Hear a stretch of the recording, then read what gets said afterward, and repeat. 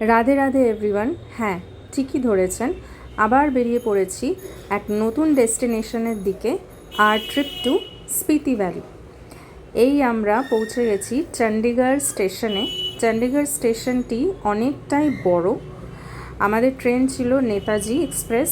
রাত 3টের সময় আমরা চণ্ডীগড় স্টেশনে নামি এবং সেখান থেকে আমরা ট্রাভেলারে করে সিমলার উদ্দেশ্যে রওনা হই। আর আমাদের সিমলা পৌঁছতে পৌঁছতে মোটামুটি আর্লি মর্নিং, অলমোস্ট 6:30 বেজে গেছিলো। নর্মালি নেতাজি এক্সপ্রেস 2 থেকে 3 ঘন্টা লেট করে, কিন্তু আমাদের ট্রেনটি একদম অন টাইম ছিল। রাত্রি একেবারে প্রপার 3টের সময় নামিয়ে দেয় এবং সেখান থেকে ট্রাভেলারে করে আমাদের সিমলা হোটেলে পৌঁছতে সময় লাগে সকাল 6:30।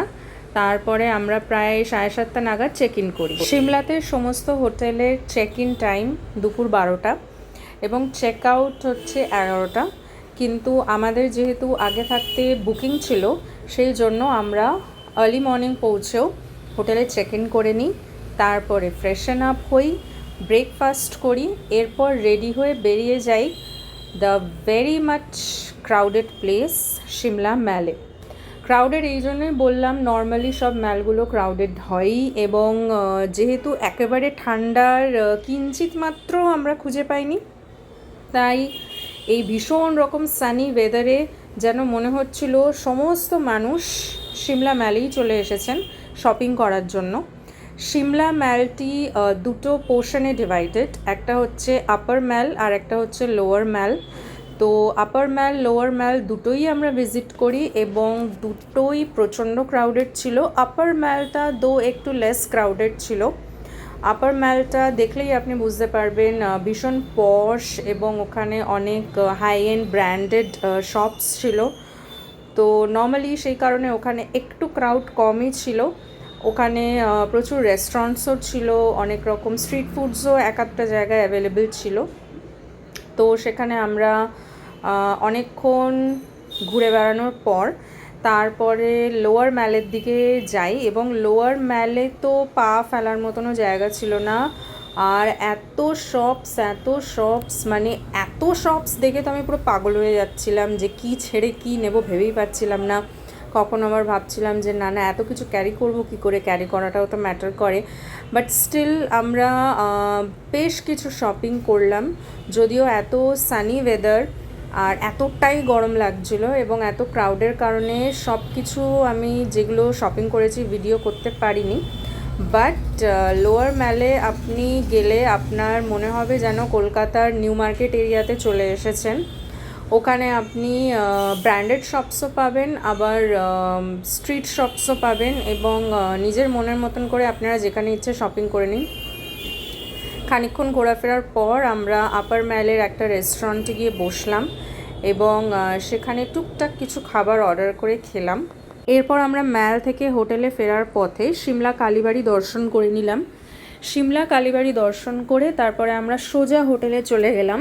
ম্যাল যদিও রাত্রির 9টা সাড়ে 9টা অবধি ওপেন থাকে, ম্যালের ভিউটা দিনের বেলায় একরকম আর রাতের বেলায় সম্পূর্ণ অন্য রকম। তো আপনারা চাইলে দুটো টাইমে ভিজিট করে নিতে পারেন টু এনজয়।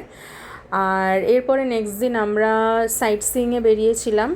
সাইট সিইং করেছিলাম আমরা সিমলার কুফরিতে এবং তারপরে অ্যাপেল গার্ডেনে।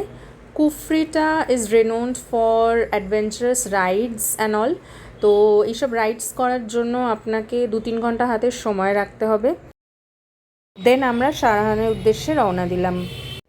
দ্বিতীয় দিন সিমলা থেকে সারাহান যাওয়ার পথে আমরা দেখে নিয়েছিলাম গ্রিন ভ্যালি। গ্রিন ভ্যালি ভীষণই সুন্দর একটি ভ্যালি, আর পাহাড় উইথ গ্রিনারিজই আমার একটু ব্যক্তিগতভাবে বেশি ভালো লাগে। গ্রিন ভ্যালি দেখে পৌঁছে গেলাম কুফরিতে। কুফরিতে ঘোড়ায় চড়েও ওঠা যায়, আবার কোনো আলাদাভাবে গাড়ি ভাড়া করেও ওঠা যায়। তবে ঘোড়ায় চড়ে ওঠার সাজেশনটা আমি একেবারেই দেবো না, যেহেতু রাস্তা অত্যধিক বাজে, দুর্গম। বেটার হয় যদি আপনারা যেতে চান গাড়ি করেই চড়ুন।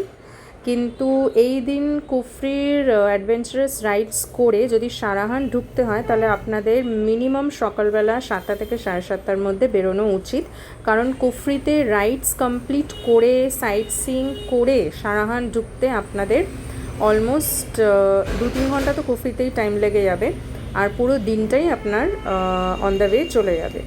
তো কুফরিতে এইসব রাইডস কমপ্লিট করার পর আর অ্যাপেল গার্ডেন ঘুরে নেওয়ার পর আমরা বেরিয়ে গেলাম আমাদের হিমাচল প্রদেশের সিমলার পর নেক্সট ডেস্টিনেশন সারাহানের উদ্দেশ্যে। সারাহান যাওয়ার পথে অর্থাৎ হিমাচল ট্যুরে পুরো ব্যাপারটাই হচ্ছে ন্যাচারাল বিউটি। এই যে পুরো দিন আপনি ট্রাভেলারে বা কোনো গাড়িতে যে সারাদিন ট্রাভেল করবেন, এই যে রাস্তার ধারে দুদিকে প্রাকৃতিক সৌন্দর্য দেখতে পাবেন, এটাই হচ্ছে হিমাচলের প্রকৃত সৌন্দর্য। চারিদিকে দিগন্ত বিস্তৃত আপেলের বাগান, আর এই আপেলের বাগানগুলি স্নোফল পড়ে যাতে নষ্ট না হয় তাই নেট দিয়ে ঢেকে রাখা হয়েছে। মে আর জুন মাসটা সিমলাতে এতটাই গরম যে আপনি ভাবতে পারবেন না, আপনার মনে হবে যেন কলকাতাতেও এতটা গরম নেই। এই সিমলা থেকে সারাহান যেতে আপনার অলমোস্ট 5 থেকে 6 ঘন্টা লেগে যাবে। এই হিমাচল প্রদেশ কিন্তু রেড অ্যাপেল, গ্রিন অ্যাপেল এবং ডিফারেন্ট কাইন্ড অফ অ্যাপেলের জন্য ভীষণভাবে বিখ্যাত। তাই যতই এগিয়ে চলেছি ততই যেন আপেল গাছের পরিমাণ বেড়ে চলেছে। রাস্তাতেই লাঞ্চ সেরে নিয়ে আমরা আবার আমাদের নেক্সট ডেস্টিনেশন সারাহানের উদ্দেশ্যে রওনা দিয়েছিলাম। আমরা ঘুরেছি Shimla, Sarahan, Sangla, Chitkul, Kalpa, Nako, Tabo, Kaza and Chandratal and finally Manali. সাংলায় আমরা স্টে করেছিলাম হোটেল রিভার ভিউতে। হিমাচলে সন্ধে হয় ঠিক রাত 8টা। হ্যাঁ, ঠিকই শুনেছেন, ইভেন 7:45 অবধিও আপনারা পুরো প্রপার দিনের আলো দেখতে পাবেন, যেমনটি ভিডিওতে দেখছেন। আর ঠিক 8টার সময় যেন হঠাৎ করে পাহাড়ের বুকে সন্ধে নেমে আসে। ডে 3তে সকালবেলা অর্থাৎ সারাহানে পরের দিন সকালবেলা আমাদের হোটেলের বাইরের ভিউ। সো ডে 3তে অর্থাৎ সারাহান থেকে পরের দিনই আমরা চেক আউট করে রওনা দিলাম ভীমাকালী মন্দির দেখার জন্য। ভীমাকালী মন্দিরের ভেতরে কোনো রকম ফটো বা ভিডিও শুটিং অ্যালাউ নেই। কালী মন্দির দেবীর 51 সতীপীঠের মধ্যে অন্যতম একটি, যেখানে দেবীর কান পড়েছিল। 100 বছর পুরনো এই মন্দির নিজের স্থাপত্য ভাস্কর্যের জন্য অন্যতম বিখ্যাত। মন্দিরের বাইরের প্রাঙ্গণে প্রচুর আপনারা দোকান পেয়ে যাবেন, পুজো দেওয়ার জন্য সেখানে ডালা আরও বিভিন্ন রকম পুজোর সামগ্রীও আপনারা পেয়ে যাবেন। মন্দিরের আশেপাশের ভিউটাও একেবারে মন কেড়ে নেওয়ার মতন। এরপরে আমরা ভীমাকালী মন্দির দর্শন করে রওনা দিলাম আমাদের নেক্সট ডেস্টিনেশন সাংলার উদ্দেশ্যে। এখান থেকেই অ্যাকচুয়ালি আমরা স্পিতিতে প্রবেশ করব। এই অন দ্য ওয়েতে যত গ্রিনারিজ আছে সেটা যতটা সম্ভব চোখ ভরে মন ভরে উপভোগ করে নেওয়ার মতন, কারণ এরপরে এই সবুজের ছোঁয়া আস্তে আস্তে কমতে থাকবে এবং আমরা দেখতে পাবো হিমাচলের সবুজের সৌন্দর্য নয়, এক রুক্ষ সৌন্দর্য, যাকে বলে ড্রাই বিউটি। হ্যাঁ, আর 1-2টো জায়গা ক্রস করার পর হিমাচলের ড্রাই বিউটি আমরা এনজয় করব। আর এই কারণেই স্পিতিকে বলা হয় ভারতের দ্বিতীয় লাদাখ। তো আমরা পৌঁছে গেছি স্বর্গের একেবারে দোরগোড়ায়, আর সেই ভয়ঙ্কর স্বর্গীয় সৌন্দর্য আপনারাও উপভোগ করুন আমার এই ভিডিওর মাধ্যমে। আজ হলো ডে 4।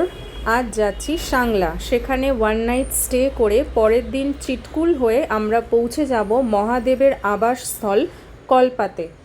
যতই এগোচ্ছি রোমাঞ্চের মাত্রা যেন ততই বৃদ্ধি পাচ্ছে। এই হচ্ছে স্পিতি ভ্যালির সিগনেচার রোড। এখানে এত সরু রাস্তা, মানে যত এগোচ্ছি তত যেন বুক ধুকপুক করছে। নিচের গভীরতা দেখলে দুর্বল হৃদয়ের মানুষদের তো আর বলাই বাহুল্য।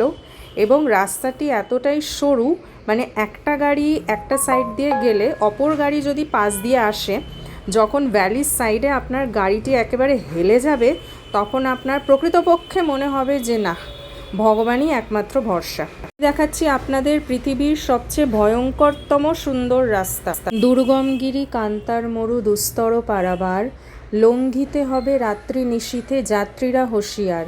হ্যাঁ, এই লাইনটাই আমার মনে মনে বাজছিল। The famous rebel poet Kazi Nazrul ইসলামের এই লাইনটি এই রাস্তায় না বললেই নয়।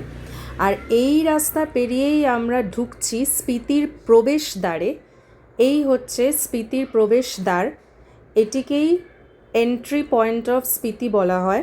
নজরুল ঠিকই বলেছেন না, একেবারে হুঁশিয়ার থাকার মতোই রাস্তা। এটি পৃথিবীর সবচেয়ে ভয়ঙ্করতম রাস্তার মধ্যে একটি বলে বিবেচিত হয়। পাথর কেটে এই রাস্তা তৈরির বহর দেখে বুঝতে পারছেন যে কতটা পরিমাণে পরিশ্রম আর সময় দেওয়া হয়েছে এই রাস্তা তৈরির পেছনে। তো এই রাস্তা দিয়েই শেষ করলাম, আবার দেখা হবে নেক্সট ভিডিওতে। Thank you.